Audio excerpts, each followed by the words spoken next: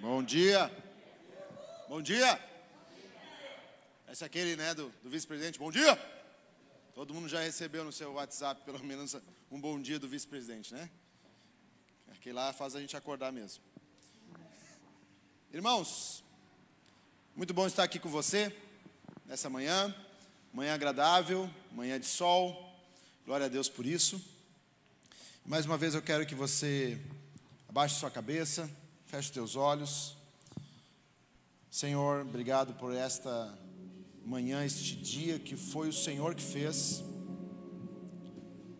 E nós entramos, Pai, mais uma vez diante de Tua presença, te pedindo que o Teu Espírito nos ensine todas as coisas nesta manhã. Ensina nossas vidas, Pai.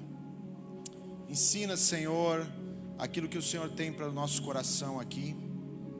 E que possamos nos aprofundar, mergulhar na Tua palavra. Em nome de Jesus. Amém. Amém. De imediato eu quero que você abra a palavra de Deus em 1 Coríntios.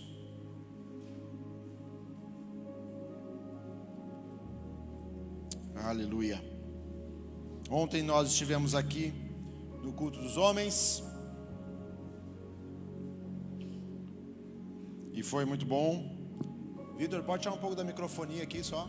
Tira só um pouquinho, por favor, para não atrapalhar aqui a gente. Desculpe, 1 Coríntios não, 1 Pedro, desculpe.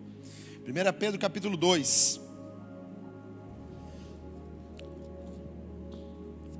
A última vez que estive aqui com vocês, ministrando a palavra, fazem alguns meses.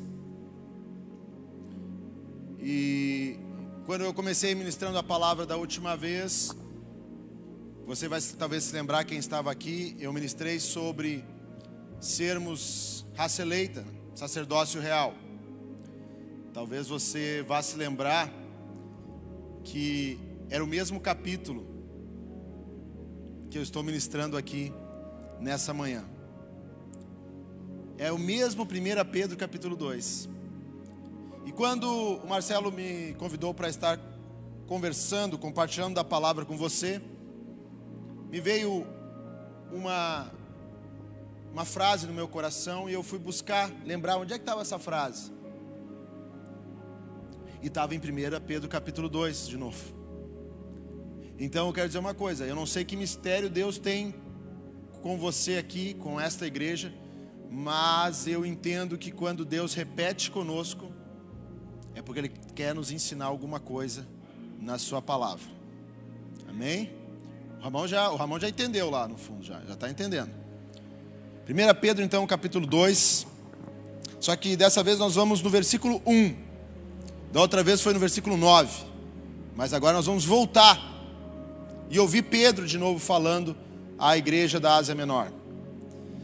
Lá diz assim: despojando-vos, portanto, de toda a maldade e dolo, de hipocrisias e invejas e de toda sorte de maledicências, desejai ardentemente, como crianças recém-nascidas, o genuíno leite espiritual, para que por ele vos seja dado crescimento para a salvação. Se é que já tendes a experiência de que o Senhor é bondoso. Chegando-vos, porém, a Ele, a pedra que vive, rejeitada sim pelos homens, mas para com Deus eleita e preciosa. Também vós, como pedras que vivem, sois edificados casa espiritual para serdes sacerdócio santo, a fim de oferecerdes sacrifícios espirituais, agradáveis a Deus, por intermédio de Jesus Cristo. Amém? Essa é a palavra de Deus que o apóstolo Pedro nos ensina. E aos meus olhos já saltam aqui três coisas. Pense que ele está falando para uma igreja nova, para uma igreja que está nascendo. Da mesma forma, essa congregação há 2 semanas atrás completou 1 ano. Às vezes eu falo para o Marcelo, essa igreja ainda é um bebê. E que bom que é um bebê. Quando uma criança tem 1 ano de idade, ela arrisca. Quando uma criança tem esta idade, ela não se importa como é que ela vai se levantar, se ela vai cair, ela arrisca. Não tem momento algum que uma criança de 1 ano de idade não esteja experimentando, buscando conhecer, buscando crescer. E nós aqui somos essa criança em Deus, como igreja, buscando conhecer mais a Deus, buscando entender a sua palavra. Por isso que eu dou uma dica para você, e eu falei isso ontem para o Cris, nós conversando. Aproveite esse momento que nós vivemos aqui como igreja. É um momento de novidade, é um momento de entender o que Deus tem para nós aqui, nesse lugar, o porquê Deus nos colocou nesse lugar aqui, ao lado dessa rodovia. Não existe em Deus coincidência, não existe. Existe um propósito em Deus, e essa criança está crescendo. E por que eu digo criança? Porque nós entendemos bem no versículo 1 e no versículo 2 que o apóstolo Pedro está falando sobre crescimento. Ele está dizendo: deixa a velha vida, se despoja das hipocrisias, da maldade, do dolo, deixa isso para trás. E no versículo 2 ele diz: desejai ardentemente o genuíno leite espiritual. Você está nascendo, você está se desenvolvendo. Deseja as coisas simples primeiramente. O leite. Muitas vezes a gente quer comer uma feijoada, quando Deus só está dizendo: não, eu quero que tu tome um leite, algo básico, algo que te sustenta hoje. Desejai ardentemente, é isso que Pedro está falando, desejai ardentemente o genuíno leite espiritual, que é dado para você, para crescimento, para salvação. Cada palavra que é compartilhada nesse lugar é esse leite espiritual sendo dado, que nos faz crescer em Deus para a salvação,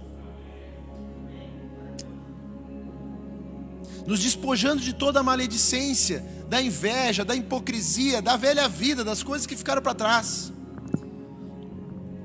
Mas não basta simplesmente queremos crescer. No versículo 13 ele diz: se é que já tendes a experiência de que o Senhor é bondoso.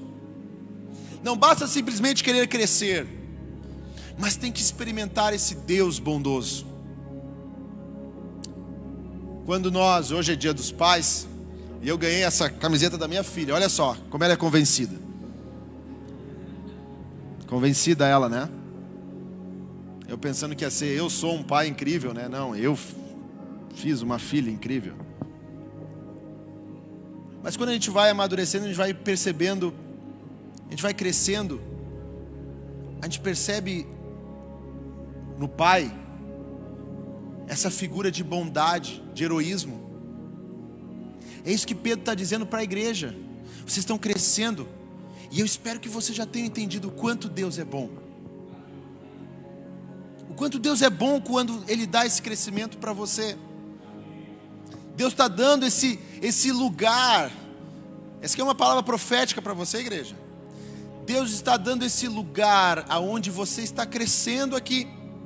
E isso não é bondade dos homens, é bondade de Deus. É bondade de Deus estarmos aqui nessa manhã. É o favor de Deus que nos atrai para esse lugar. Estamos experimentando essa bondade, estamos crescendo, estamos nos achegando a Deus. E glórias a Deus por isso. Só que no versículo 4, se puder colocar para mim, Luiz, por favor. No versículo 4, ele diz mais uma coisa: experimente esse Deus bondoso, mas se achegue para Ele. Ele quem? Cristo, a pedra que vive. Como assim, Felipe? A pedra que vive. Cristo é a nossa rocha. A nossa fé está nele. A nossa fé não está nesse lugar. A nossa fé não está nesse chão. A nossa fé não está nem fundamentada e nem deve estar fundamentada no pastor ou nos irmãos. A nossa fé tem que estar fundamentada em Cristo. É Ele que é bom. É Ele que é bom. E os nossos olhos têm que estar nele. E é isso que Pedro está dizendo: se achegue para Ele, nesse crescimento e nesse entendimento que Deus é bom. Se achegue para Ele, a pedra que vive, Cristo, que antes foi rejeitada pelos homens, exatamente. O povo que deveria abraçar e entender a mensagem do Evangelho, rejeitou essa mensagem. O povo judeu, ele era o povo específico para entender que Jesus era o Messias. E o que os judeus fizeram com Jesus? O crucificaram. Por isso, Pedro está dizendo a essa igreja, para que nós venhamos a nos achegar a Cristo, sabendo que Ele foi rejeitado, mas por Deus Ele foi eleito, como a pedra angular. Mas aí eu quero me deter no versículo 5, que diz assim, versículo 5, Luiz, me ajuda? Deixa aí que a gente vai só passear. Também vós mesmos, como pedras que vivem. Opa, só um pouquinho. Ele acabou de dizer que nós temos que nos achegar à pedra que vive, que é Cristo. Agora Pedro já começa a colocar eu e você como pedras que vivem também. Ah, Felipe, está dizendo que eu sou... Está dizendo que eu sou então um peso. Porque ou pedra pesa, né? Ou pedra pesa. Não, eu não estou dizendo que você é um peso. Você já viu algum ser humano na história conseguir moldar com suas próprias mãos uma pedra? Não. Talvez você não tenha percebido o que Pedro está dizendo. Mas Pedro está dizendo um segredo. Jesus é esta rocha, é esta base aonde nós nos achegamos. Ele é a pedra que vive. E como nós estamos fundamentados nele, nós também somos essas pedras que vivem. Na época de Jesus, os edifícios, os lugares eram feitos de pedras. Só que para a pedra formar esse lugar, não sei quem trabalha com construção aqui, mas você sabe muito bem que demora muito tempo para você poder construir da melhor forma um edifício feito de pedras, porque elas não foram moldadas pela mão humana, elas foram moldadas pela natureza, por Deus. Por isso que quando nós aqui na igreja tentamos moldar uns aos outros da nossa forma e dizer o que o outro é, nós começamos a errar. Porque você,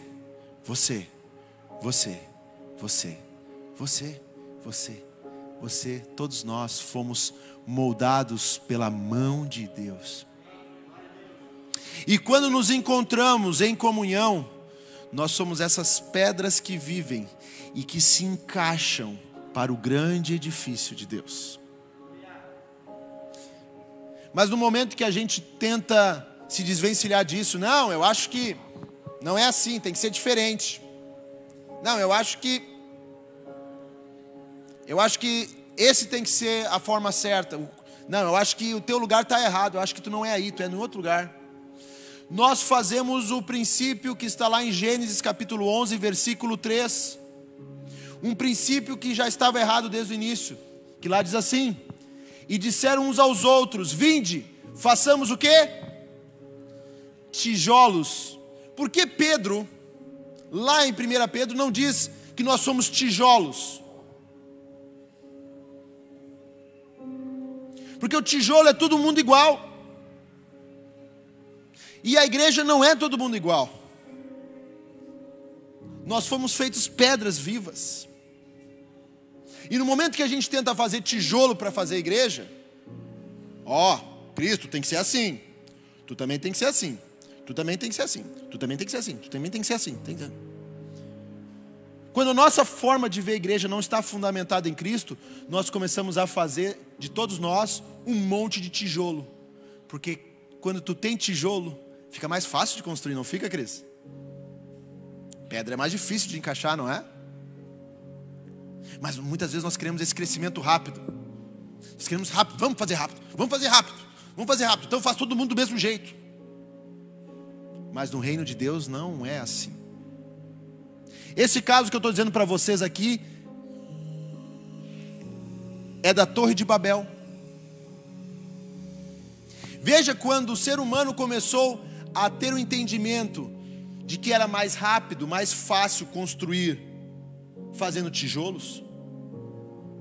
Queimemos bem, os tijolos serviram de pedra e o betume de argamassa. Você sabe muito bem que logo depois de alguns versículos, essa Torre de Babel feita de tijolos é dispersada, é destruída, não pelos homens, mas pelo próprio Deus. Nós não somos essa Torre de Babel. Nós não somos todos iguais. Como igreja eu quero trazer aqui para você, essa pessoa que hoje não está sentada tão perto do seu lado, mas está um pouquinho só distante, ela tem uma característica específica que Deus trouxe para estar aqui junto com você. E ela tem um talento específico, e ela é uma pedra viva, que se encaixa no propósito desse edifício que Deus está construindo nesse lugar. Porque não somos nós que construímos esse lugar, é Ele que constrói esse lugar. E Ele constrói esse lugar quando nós entendemos que há alegria de Deus na diversidade entre nós. Não a diversidade que o mundo diz, mas a diversidade que está na palavra de Deus, que nós encontramos em 1 Coríntios capítulo 12. A diversidade dos dons, a diversidade daquilo que Deus te deu, da capacidade que Deus deu para Karine, da capacidade que Deus deu para o Lucas. E cada um vai se encaixando e fazendo esse edifício. Nós somos as pedras vivas, fundamentados na pedra que vive, aquela que é angular, Jesus.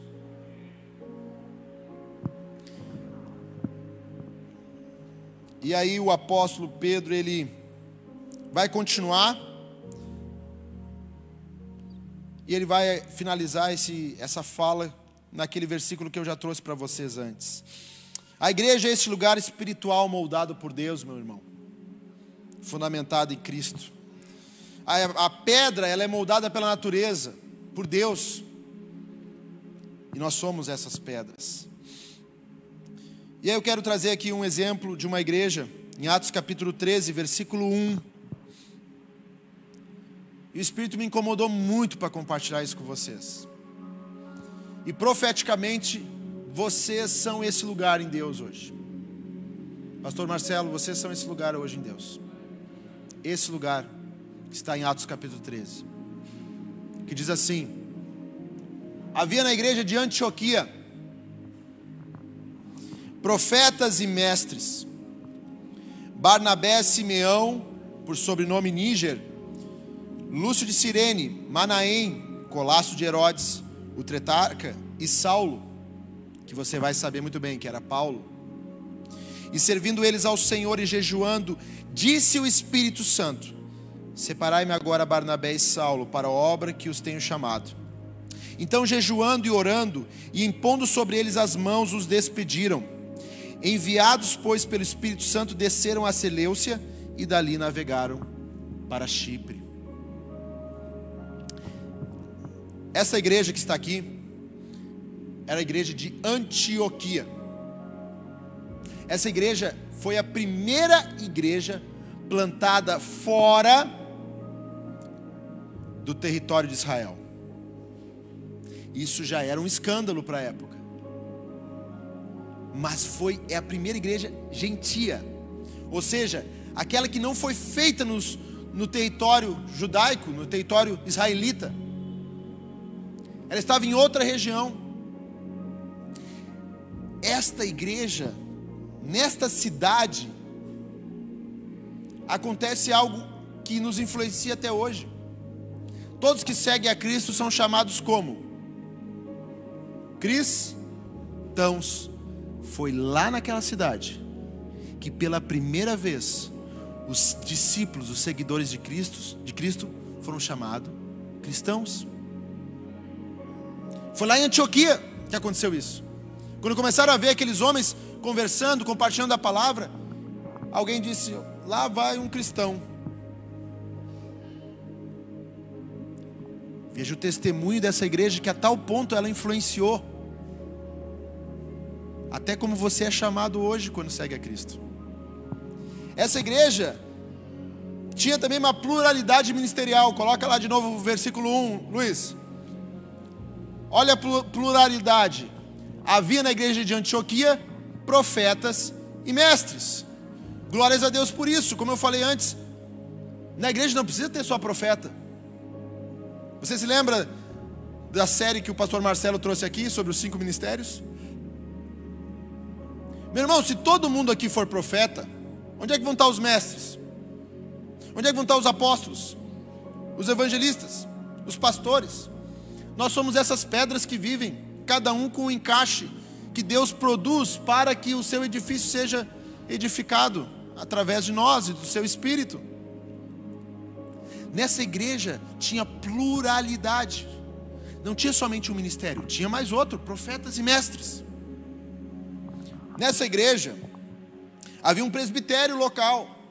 Talvez você não entenda, faz pouco tempo que você vem à igreja, ou talvez você não perceba como é que funciona, mas aqui sobre essa igreja existe uma liderança, debaixo da liderança do pastor Marcelo. E o pastor Marcelo se submete a uma liderança maior dentro do ministério. No caso, o pastor Hudson, que é pastor presidente da igreja. Existem líderes sobre a igreja. E na igreja de Antioquia, onde havia profetas e mestres, tinham 5 pessoas. 5 pessoas, olha lá. Barnabé, que era um pastor. Simeão.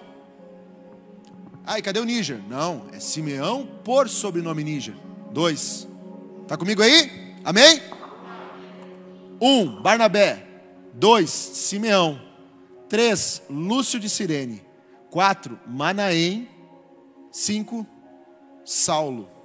Eram 5 homens que lideravam essa igreja. E eu tenho uma inveja santa disso, porque aqui só tem monstro. Aqui só tem homem que fez algo grande no reino. E ainda aquele último ali, nada mais, nada menos que o apóstolo Paulo, que escreve para nós muitas das cartas que estão no Novo Testamento.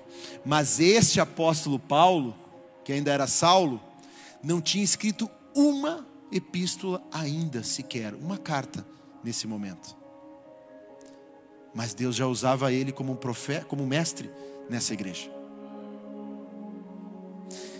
Lucas, já pensou uma coisa? Eles não tinham tudo que nós temos, mas eles se moviam, eles entendiam o ministério e o talento e a capacidade de cada um. Nós, Cris, nós temos tudo aqui hoje, está aqui para nós, mas essa igreja não tinha tudo isso que nós temos aqui. Não tinha a revelação, a interpretação que nós temos hoje aqui. Mas eles se moviam. E você vai me perguntar, Felipe, como é que eles se moviam? Olha o versículo 2 de Atos 13. E servindo eles ao Senhor e jejuando. A importância do serviço, como também já foi ministrado pelo pastor Marcelo em relação à série Servir as Mesas. Eu acho que eu estou fazendo uma costura aí das tuas últimas ministrações aqui. Tem uma palavra profética para a igreja mesmo. Eles serviam, mas eles não só serviam, eles jejuavam. Como é que está a sua vida de oração e jejum? Como é que está a minha vida de oração e jejum? Como é que está a tua vida de oração e jejum?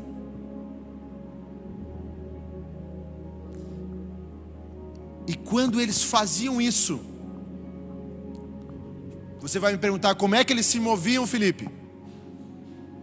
Disse o Espírito Santo.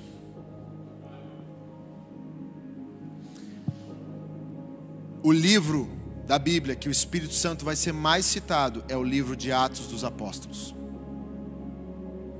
87 vezes o Espírito Santo é citado em Atos dos Apóstolos. A tal ponto que Atos dos Apóstolos, na minha opinião, tinha que ser chamado Atos do Espírito Santo. Sabe por quê? Porque durante todo o livro, o Espírito Santo é que manda na igreja. E eu quero que você fique com isso dentro do seu coração. E você sirva e jejue e ore sobre isso, pedindo a Deus, Espírito Santo, fala conosco. Porque nós queremos nos mover a partir da tua voz e não da nossa forma de fazer tijolos e tentar edificar o nosso nome. Mas nós somos pedras vivas, pedras que vivem, que se encaixam, que edificam esse lugar pela tua voz. E a igreja de Antioquia era edificada pela voz do Espírito Santo. Disse o Espírito Santo: separai-me agora Barnabé e Saulo para a obra que os tenho chamado. Essa igreja também sabia entender, através da voz do Espírito, que alguns eram chamados para obras específicas. Não fique com inveja do teu irmão quando alguém é chamado para algo específico. É Deus que está chamando. É o Espírito Santo que chama esse irmão, essa irmã. Ah, porque a irmã está assumindo aquele ministério. Eu acho que não tem que ser ela. Ei, pare de achar qual deve ser o lugar dos outros. Ache o seu lugar nesse edifício. Ah, eu acho que não tinha que ser assim, eu acho que tinha que ser assado. Não comece, não cultive esses ranços. Não cultive essas opiniões, esses achismos, essas interpretações. Logo agora, somos um bebê. Deixe que o Espírito ministre ao coração da igreja. Deixe que Deus vá levantando cada um para algo específico. E aqui o Espírito Santo, quando falou à igreja de Antioquia, ele chamou Barnabé e Saulo para uma obra. Sabe qual obra era essa? A primeira viagem missionária da história da igreja. Nós estamos aqui por causa também desse dia, onde uma igreja que não era a mais famosa, nem estava no território que era o comum, ela ouviu a voz do Espírito Santo, que disse: comece uma nova obra. Eu quero dizer para você, está começando também uma nova obra aqui nesse lugar. Uma nova obra que Deus vai separar muitos que estão aqui para coisas que até outros lugares vão duvidar e vão pensar: como é que eles conseguiram? Como é que nós conseguimos? Por causa da voz do Espírito Santo. Não por causa do meu talento. Porque o meu talento na minha mão é uma coisa, mas o meu talento na mão de Deus é totalmente diferente. E essa igreja que nos ensina aqui nessa manhã faz uma coisa muito interessante, logo após, no versículo 3. Coloca para nós, Luiz. Veja que o Espírito Santo já tinha mandado separar Barnabé e Saulo. O que eles fizeram depois? Lucas, o que eles foram fazer depois que o Espírito Santo já tinha falado? Eles voltaram a jejuar e orar. Sabe o que é isso? Eles não mudaram o que que eles faziam depois do direcionamento de Deus. Sabe o que muitas vezes a gente faz? Eu estou orando e jejuando para conseguir um carro. Aí sabe o que você faz? Deus te dá o carro. Deus te dá as condições. No outro dia depois, você esqueceu, não jejua, não ora mais. Já conquistei a minha bênção. Conquistei a minha bênção. Tá bom, você já tem a sua recompensa. Mas eles, depois de ouvir a voz do Espírito Santo, eles não mudaram, não deixaram de fazer o que eles faziam. Eles continuaram fazendo. Porque esse era o DNA deles. Que esse seja o nosso DNA. De tal forma que depois que o Espírito Santo fala conosco, nós voltamos a fazer o que nós estávamos fazendo antes do que ele falou. Que são as bases do Evangelho. Orar, jejuar, ler a palavra.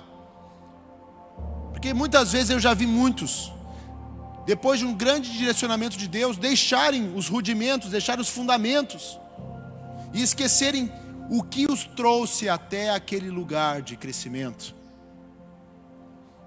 Que nós não vemos a nos embaraçar nessas coisas. Amém? Então, jejuando e orando, impondo sobre eles as mãos, os despediram. O apóstolo Paulo também fala para Timóteo: aviva o dom que há em ti, que a ti foi dado pela imposição de mãos dos presbíteros da igreja. Talvez você não entenda quando nós, em algum momento, chamamos para a oração aqui e impomos as mãos. Mas existe um ato que é cultivado desde esse tempo, desde a igreja primitiva, através da imposição de mãos. É uma transferência desse dom, dessa virtude de Deus. E eles jejuaram e oraram, chamaram Barnabé e Saulo, impuseram as mãos sobre eles e disseram: vai. E aí sabe o que eles fizeram? O que a música diz: e eu me despedi dos meus pais, queimei minhas carroças e afundei meus barcos no cais. Eles foram.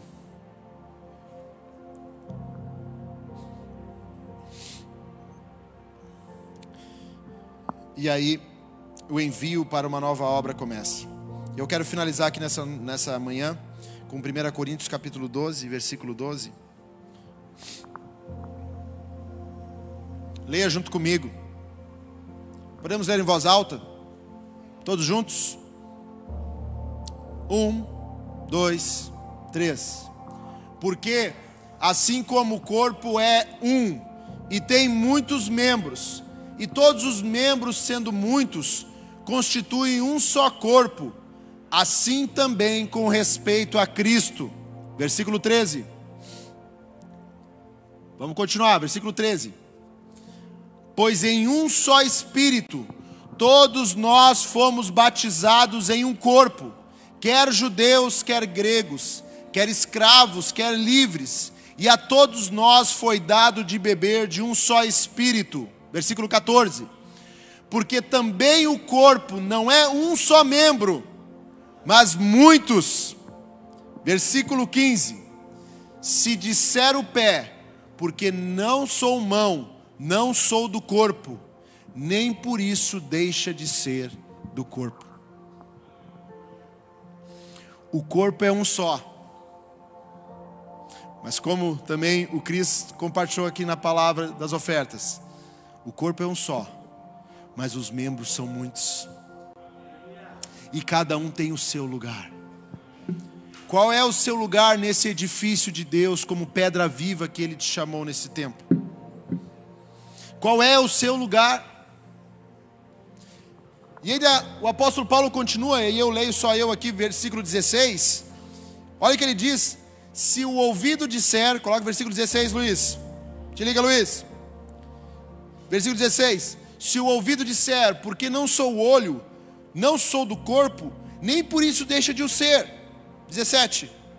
Se todo o corpo fosse olho, onde estaria o ouvido? Se todo fosse ouvido, onde o olfato? 18.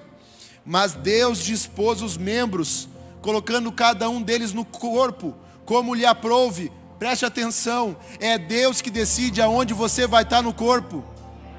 É Deus que decide. É Ele que diz aonde você vai estar no corpo. É Ele que te encaixa dentro do edifício. É Ele que te pega como pedra e diz: é aqui que você vai. Entra. É Ele que te enxerta na videira verdadeira. Não somos nós que nos enxertamos.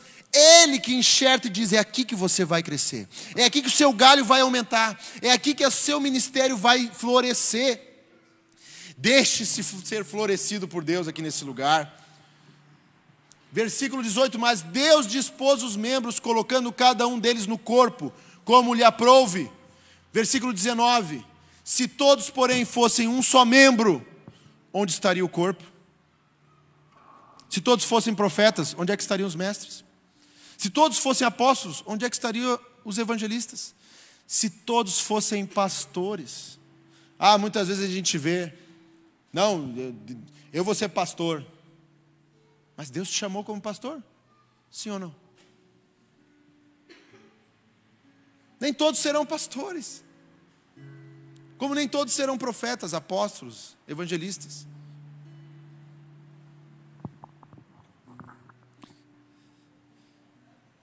No versículo 20, o certo é que há muitos membros, mas um só corpo.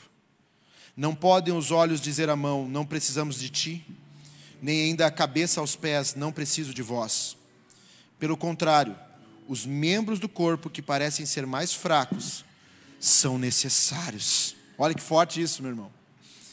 23, e os que nos parecem menos dignos no corpo, a este damos muito maior honra. Também os que em nós não são decorosos, revestimos de especial honra. 24, mas os nossos membros nobres não têm necessidade disso.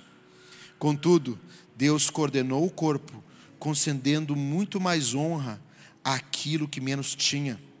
25, para que não haja divisão no corpo, pelo contrário, cooperem os membros com igual cuidado em favor uns dos outros.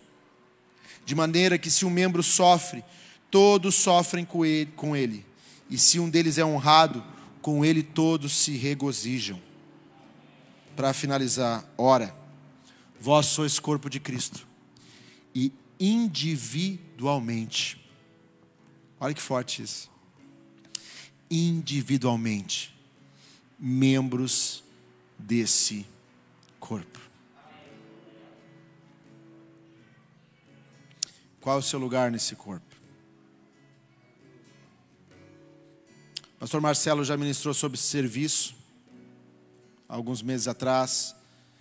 Em julho ele ministrou sobre os 5 ministérios.